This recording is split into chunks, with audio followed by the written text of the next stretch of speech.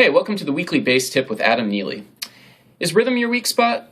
Do you find it kind of hard to lock in with other people when you're playing in a band situation, or maybe you can't really make that simple bass line feel good when you're jamming by yourself? Well, chances are it's not necessarily because you have poor rhythm, but it's because you haven't tapped into that rhythm of your speaking voice yet and applied it to your bass. Now, I'm going to do a little bit of a demonstration. I'm going to count in the voice of a bored second grader.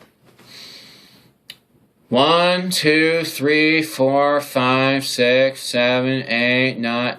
Interesting. When I was doing that, I was counting in pretty good time, almost metronomic time. Let me do that again. 1, 2, 3, 4. 1, 2, 3, 4. So there's an innate rhythmic quality to counting, and in fact, an innate rhythmic quality to all language. Now, I'm American. I only speak English, but this is the case with any sort of language because rhythm is inherent to cadence and inflection. And you've been using these sorts of things in your native language since you learned how to talk. Now, a lot of times people come up to me and say, well, Adam, I don't have any innate rhythm because I'm white. Well, chances are our shared melanin deficiency does not really have anything to do with that because even us melanin deficient people can still count. We know how to count. So the goal is to be able to tap into that sort of rhythmic quality of our counting and apply it to our bass playing. And the way we're going to do that is we're going to count every rhythm we do.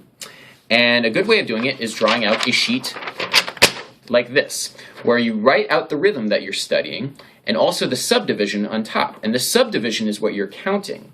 And you're going to be counting this out loud. And it's important to count it out loud because there's something that happens when you actually engage the vocal cords rather than when you're just thinking about it. And you can hear that rhythmic quality in your voice. So right here we have a chord note, an eighth note tied to a chord note, and then another chord note. And you can see the attacks here and how they all line up with all these subdivisions right here. And the first goal is to be able to play it while saying 1 and 2 and 3 and 4 and. I'll do that right here. 1 and, let's get some volume. 1 and 2 and 3 and 4 and 1 and 2 and 3 and 4 and. Cool. So once you practice that sort of thing, which is not that tricky, the tricky part is to take away those ands. And then all you're left with are just the numbers. And these numbers you've been counting since you learned how to count. So the goal is to practice tapping into that sort of thing that you really know and you know well, that sort of rhythmic quality of you counting, and apply this bass line to that counting.